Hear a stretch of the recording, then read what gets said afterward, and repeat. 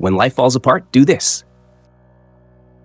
Have you ever felt like everything in your life is falling apart, like the world around you is spinning out of control, and you're left standing in the middle of it all, wondering how to move forward? Well, you're not alone. We've all faced those moments of uncertainty and struggle. But what if I told you that the key to navigating these difficult times, what if I told you the path to peace and healing lies in the ancient wisdom of Buddhism? In today's video, we're diving deep into the core teachings of Buddhism that will transform how you approach life's toughest challenges. From the loss of loved ones to the fear of the unknown, these teachings offer powerful tools to find acceptance, peace, and clarity in the midst of turmoil. Stay with me until the end, because what you're about to hear might just change the way you look at your struggles and help you unlock the calm that's always been within you. Shh. Let's take that walk together. Breathe deeply, be still, and listen. 1. Accept what is. It is a profound teaching that cuts to the core of the human experience. In the Buddhist tradition, it is a theme that echoes through every layer of wisdom. It reminds us that suffering is an inherent part of life, something that we cannot escape, no matter how hard we try. The Buddha himself did not promise us a life free from pain, but he did show us a path to peace, even in the most difficult of times. But what does it really mean to accept? In the West, we often hear the word acceptance used casually. It's something we do when we give in to a situation we can't change, right? But in Buddhism, acceptance goes much deeper. It is not about resignation or surrendering to life's injustices. It is about acknowledging what is without judgment or resistance and being with it fully, without the need to escape. I remember a friend, let's call her Sarah, who had always prided herself on being strong. She had built a life, step by step, with her own hands. But when she lost her mother, someone who had been her anchor for so many years, she found herself lost in an ocean of grief. In the beginning, Sarah could not accept what had happened. Every moment felt like a heavy weight pressing down on her chest. The first weeks were a blur of tears, numbness, and denial. She kept asking herself, why did this happen? Why now? She tried to push through it, stay busy, distract herself, act like everything was okay. But the more she fought it, the deeper her pain seemed to become. In Buddhism, we often talk about how resistance to pain only deepens it. This is something Sarah soon discovered. She had been resisting her grief, trying to force herself back to the old normal, to the way things used to be. And in that resistance, she found herself only more exhausted, more overwhelmed, and further from peace. It wasn't until she realized this that she began to find a way forward. One afternoon, after weeks of struggle, Sarah sat by the window of her mother's house, watching the rain fall outside. She didn't feel like doing anything. There was no energy left to fight. In that stillness, something changed within her. She stopped trying to fix the pain. For the first time, she simply allowed herself to feel it. She let the sadness wash over her like a wave, without trying to stop it, avoid it, or change it. And in that moment, she didn't feel weak. She felt alive. She was finally truly present with her pain. This is what acceptance can look like. Not running from what is, but being with it fully. It doesn't mean you have to like what's happening, but it means you are choosing to acknowledge reality as it is. You are choosing to be present with the moment, however difficult it may be. This doesn't fix everything immediately, but it creates space for healing to begin. In Buddhism, we are taught that suffering is a part of life, but how we relate to it can transform it. When we resist suffering, we feed it and it grows. But when we accept it, we create a space for understanding, compassion, and eventually peace. Acceptance is not about giving up. It is about surrendering to the present moment, trusting that this too shall pass, and that within every hardship, there is a lesson to learn. Sarah didn't fix her grief. Instead, she learned to live with it. She learned that there is no quick cure for the pain of losing someone you love, but that acceptance of the pain itself was the first step toward healing. Over time, the sharpness of her sorrow softened, not because she had erased it, but because she had made room for it without fear. Buddhism offers us a path where pain is not a villain to be destroyed, but a teacher to be listened to. Pain, suffering, and hardship, these are the things that break us open, allowing us to see the world with new eyes. Acceptance, then, is the key that unlocks the door to this deeper understanding. By simply accepting what is, we allow ourselves to heal in the most profound way. We often think that we need to fix ourselves when we are in pain, that something is broken and needs mending. But sometimes, the most healing thing we can do is stop trying to fix it. We don't need to rush to find solutions or answers. Instead, we can pause and be present. In this space of stillness, life can unfold in ways we never imagined, bringing us peace, even in the midst of loss. And perhaps, just perhaps, this acceptance, this willingness to be with life as it comes, is the truest form of healing we can ever experience. 2. Everything is impermanent, including this darkness. We tend to get caught in the belief that what we are experiencing in the moment, whether it's pain, confusion, or hardship, will last forever. But the truth is, everything changes. No storm, no matter how fierce, can last forever. No night, no matter how dark, will go on indefinitely. Just as the seasons shift, so too do the circumstances of our lives. But often, we forget this. We allow ourselves to become so wrapped up in the current moment that we forget to look at the bigger picture. There was a time in my life when I found myself facing a particularly difficult period. It felt as though everything around me was falling apart. My relationships were strained, my career uncertain, and my health, well, it was deteriorating faster than I was prepared to face. I felt trapped in a relentless storm of emotions, a kind of darkness that seemed all-consuming. It was in these moments that the wisdom of impermanence first really began to speak to me. I remember one specific night, sitting alone in my apartment, feeling a deep sense of loss and confusion. It was as though everything I had worked for was slipping through my fingers. But then, I looked outside and saw a storm raging. The wind howled, the rain lashed against the windows, and for a brief moment, it seemed like the world itself was coming apart. And yet, in the back of my mind, I remembered something. Storms pass. The next morning, the storm had passed. The sky was clear, the sun shining brightly, and the world felt new again. It was in that quiet moment of realization that I felt a wave of peace wash over me. I understood in the most visceral way that nothing in life stays the same forever. Not our suffering, not our joy, and not the storms that we weather. The Buddha's teachings on impermanence are not meant to be bleak. Rather, they are an invitation to embrace life as it truly is, in constant motion. When we hold on to the idea that our pain will never end, we only bind ourselves to it, allowing it to control us. But when we realize that nothing, no experience, no emotion, no situation, is permanent, we open ourselves to the possibility of change, of transformation, and of growth. It's not easy to let go of the belief that things will always be the way they are. Our attachment to the present, especially during tough times, can feel like a life raft in a sea of uncertainty. But the more we cling to the notion of permanence, the harder it becomes to find peace. And so, the key to finding relief, to finding a sense of freedom, is to let go of our attachment to how things should be and allow them to simply be as they are. Think of a candle flickering in the dark. The flame is fragile, constantly shifting with the breeze. But as long as we resist its movement, we add to its instability. However, when we let go and simply observe, we see that the candle's dance is its own natural rhythm. It's not meant to be controlled, nor is it meant to last forever. In the same way, we must allow ourselves to ride the waves of life, knowing that both the highs and the lows are temporary. The difficult times we face are not permanent. They are like the storm clouds that will eventually clear.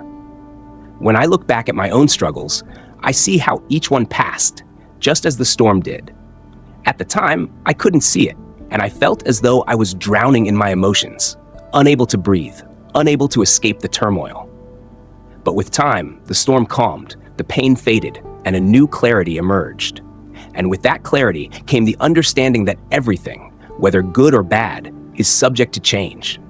This understanding doesn't diminish our experiences. Instead, it adds a layer of wisdom and compassion. We no longer have to fear the inevitable changes in our lives because we know they are part of the natural flow of existence. So when you find yourself in the midst of a storm, remember this: impermanence is not your enemy.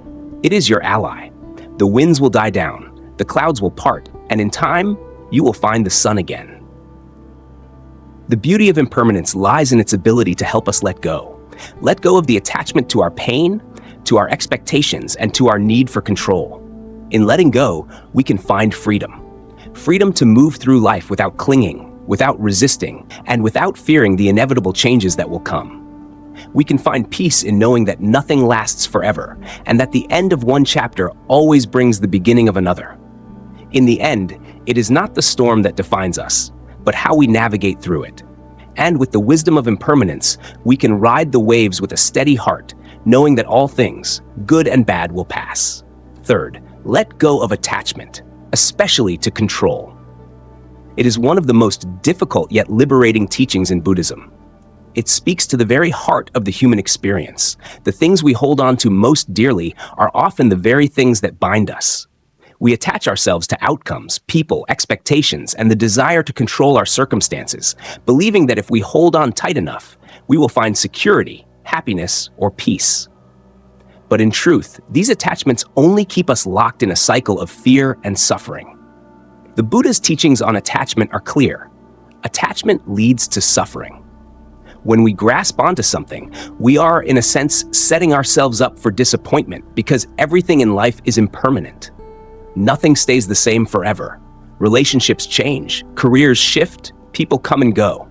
The more tightly we cling, the more painful it becomes when those things inevitably change or slip away. Let me tell you the story of a woman named Laura, who had spent most of her life holding on to something that, for years, she believed was her source of happiness.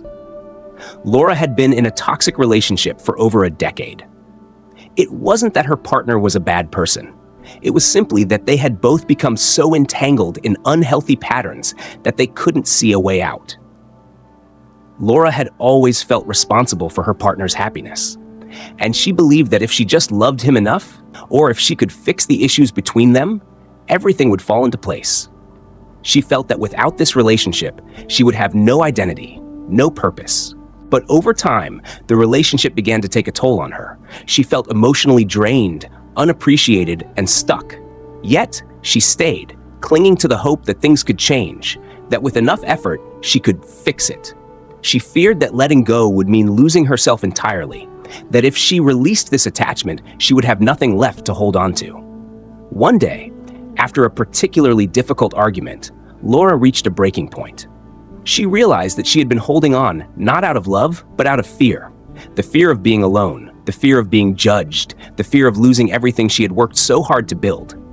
And in that moment, she asked herself a simple yet profound question. What would happen if I let go? What would happen if I stopped trying to control this relationship, if I stopped trying to fix what wasn't working? It wasn't easy. Letting go never is. But in that moment of surrender, Laura found something unexpected. She found space. Space to breathe, space to rediscover who she was outside of the relationship.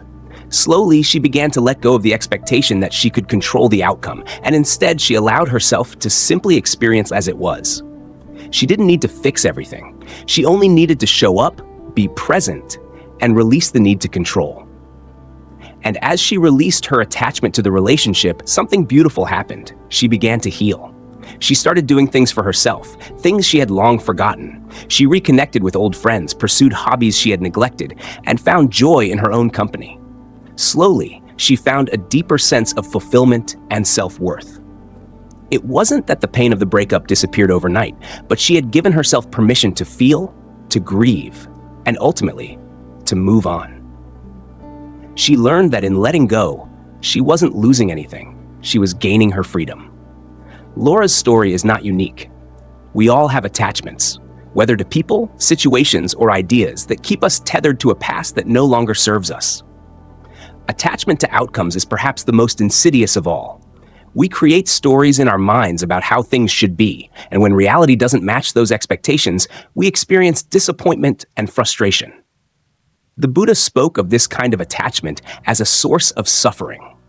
When we attach ourselves to a fixed outcome, we are essentially setting ourselves up for unhappiness because life is unpredictable and things rarely go exactly as planned. Letting go of attachment doesn't mean giving up on life or resigning to passivity. It doesn't mean we stop caring or stop striving for what we want. It means releasing the need to control every outcome. It means embracing the fluidity of life, accepting that things change, and trusting that by letting go, we create space for something better to enter our lives.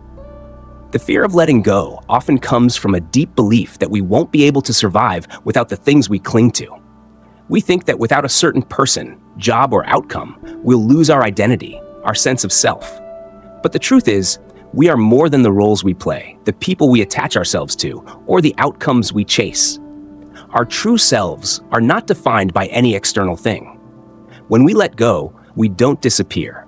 We rediscover who we are without the weight of attachment holding us down. I once spoke with a man named Tom, who had spent years in a job that drained him emotionally and spiritually. He stayed in it because he thought he had no other choice. He feared that if he left, he would be failing, or that he would never find another opportunity that matched the security of his current position. But over time, he realized that staying in this job was slowly killing his passion for life. He was attached to the idea of stability, to the comfort of knowing what to expect, even if it was making him miserable. It took years, but eventually, Tom made the decision to let go. It was terrifying at first. He had to step into the unknown, but the moment he let go of that attachment to security, a new world opened up to him. He started exploring new career options, new passions, and began to rediscover joy in his work.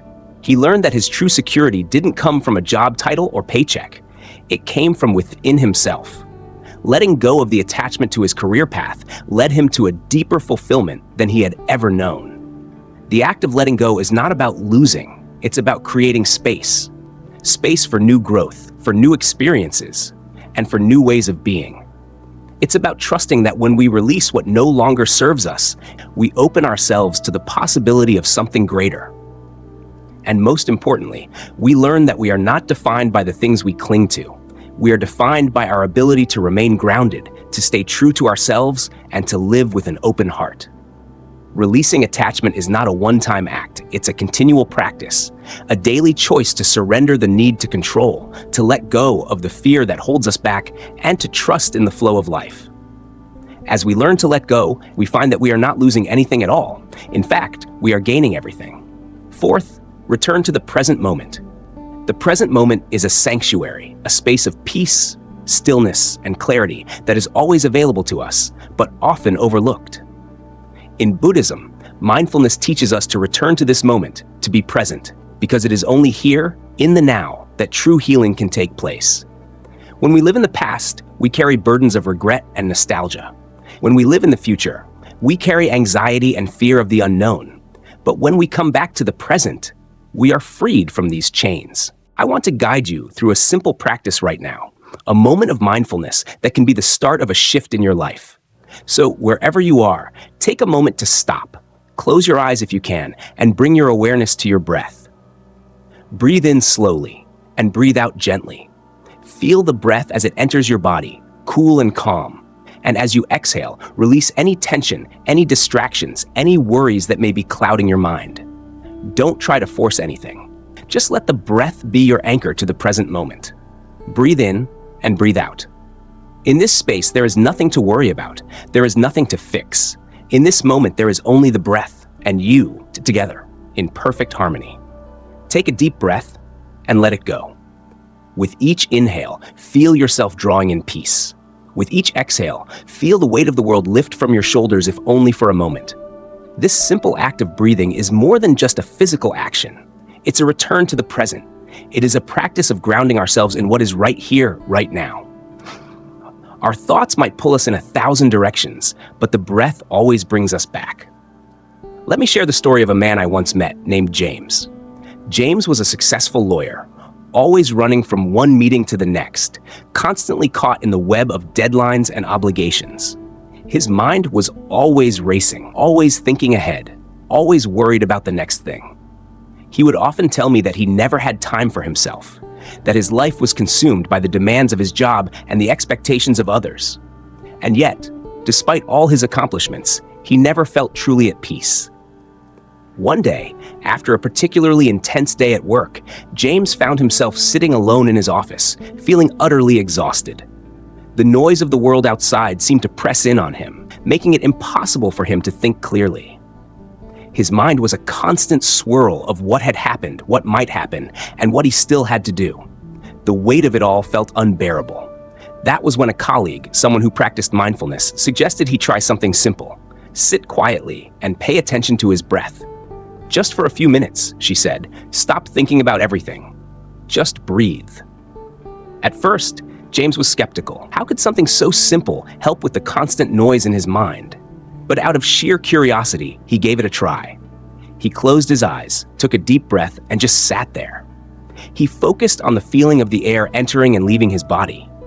He noticed how each breath was different, how his body responded to each inhale and exhale.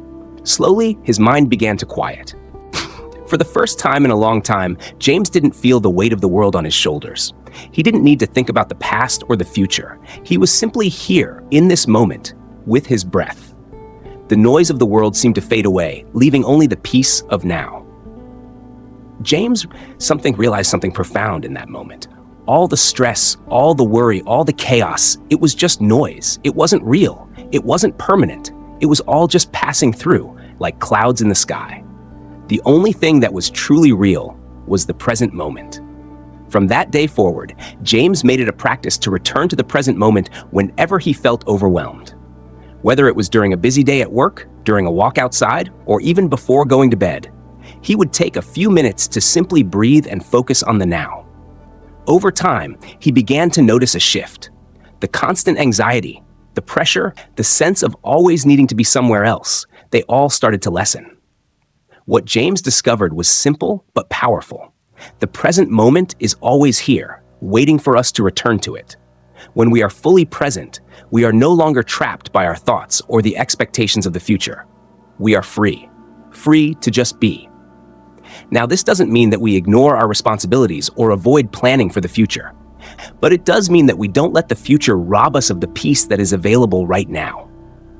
The present moment is where life truly happens. It is where we can find clarity, purpose, and peace. Let's take another moment together. Breathe in slowly and breathe out gently. Let the air fill your lungs. Feel the calmness settle in as you exhale. Let go of any thoughts about what you should be doing later or what you've done in the past. Right now, in this moment, you are complete. In Buddhism, we often say that the mind is like a turbulent ocean, constantly in motion. But the breath is the calm beneath the waves. When we focus on the breath, we connect with that stillness, that peace that is always within us. The more we practice returning to the present moment, the more we can tap into that peace, no matter what is happening around us. Remember, the present is all we truly have. The past is gone, and the future is uncertain. But the present moment, the breath we are taking right now, is our true home. And from this place of stillness, we can find the strength to face whatever comes. The world may be noisy, the mind may be chaotic, but the present moment is always here, offering us peace. And it is in this peace that we can heal. And there you have it. The wisdom of the Buddha offers us a way through even the darkest of times. Remember, peace isn't something we find by fighting our struggles, but by accepting them, understanding their impermanence, and letting go of what we can't control. If this video resonated with you, don't forget to leave a comment, share your story, and of course, hit that like button. And if you haven't already, make sure to subscribe to Buddhism and Life so you never miss out on more transformative insights that can help you grow, heal, and navigate life's challenges with wisdom and compassion. Thank you for being part of this community. Together, we're learning, growing, and embracing life with open hearts. See you in the next video.